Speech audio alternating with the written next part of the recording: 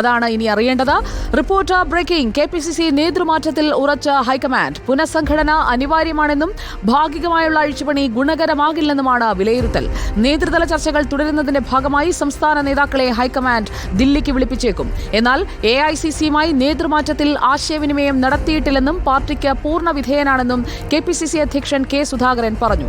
സുധാകരന്റെ നേതൃത്വത്തിൽ ആർക്കും അതൃപ്തിയില്ലെന്ന് K. മുരളീധരനും പ്രതികരിച്ചു. ഞാൻ ആരോടും ഇതിനു വേണ്ടി സംസാരിക്കാൻ പോയിട്ടില്ല.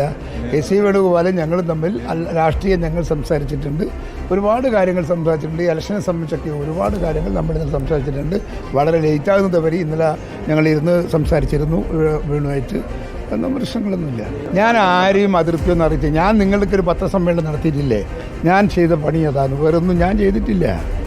എനിക്കതിനകത്തൊരു പ്രശ്നവും ഇല്ല. അതുകൊണ്ട് എന്നെ സംബന്ധിച്ചിടത്തോളം ഞാനത് ഇതിൻ്റെ അകത്ത് അത്രയും എടുത്തിട്ടുള്ളൂ. സീരിയസ് ആയിട്ട് എന്ത് വേണമെങ്കിൽ AICCക്ക് എന്ത് തീരുമാനം വേണമെങ്കിലും എടുക്കാം. ഞാൻ പാർട്ടിക്ക് വിധേയനാണ്. പാർട്ടിക്ക് വിധേയനായ മാത്രമേ രാഷ്ട്രീയ രംഗത്തെ നിൽക്കുള്ളൂ. അങ്ങനത്തെ ഒരു ചർച്ചയില്ല. അതൊക്കെ അങ്ങനത്തെ ഒരു കാര്യം എവിടെയും നടക്കുന്നില്ല. എല്ലാ കാര്യങ്ങളും സംവിധാനങ്ങളും ഭംഗിയായിട്ട് മുന്നോട്ട് പോകും. തൃപ്തിയുണ്ടല്ലോ. എന്താ ആർക്കും അസംതൃപ്തി ഉള്ളത്? ഒരു തൃപ്തി കുറവുമില്ല. തൃപ്തിയായിട്ട് മുന്നോട്ട് പോകും. UDFന് ഭൂരിപക്ഷം കിട്ടാനുള്ള എല്ലാ സംവിധാനങ്ങളും പാർട്ടിയുടെ ഭാഗത്തുണ്ടാകും. സർവേ വലുത് തെറ്റൊന്നുമല്ല.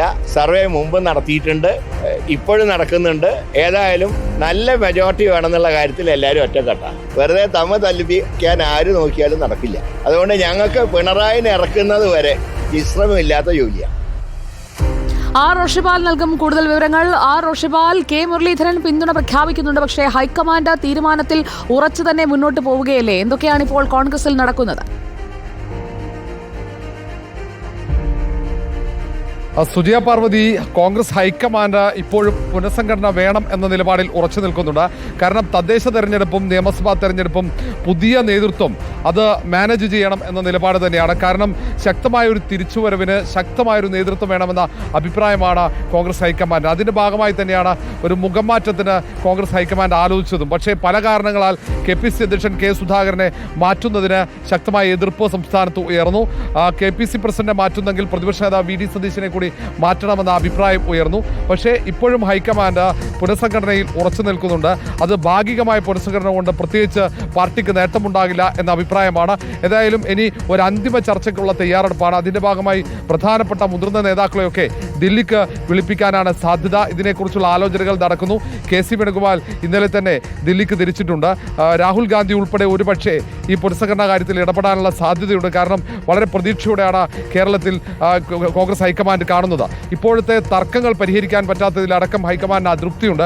ഐക്യത്തോടെ മുന്നോട്ട് പോകണമെന്ന നിർദ്ദേശം സംസ്ഥാന നേതൃത്വത്തിന് നൽകിയെങ്കിലും അതും പാലിക്കപ്പെട്ടിട്ടില്ല. ഏതായാലും പുനഃസംഘടന ഇവിടെ നിർത്തിവെച്ചിട്ടില്ല എന്ന വിവരങ്ങളാണ് ഹൈക്കമാൻഡിൽ നിന്നും ലഭിക്കുന്നത്.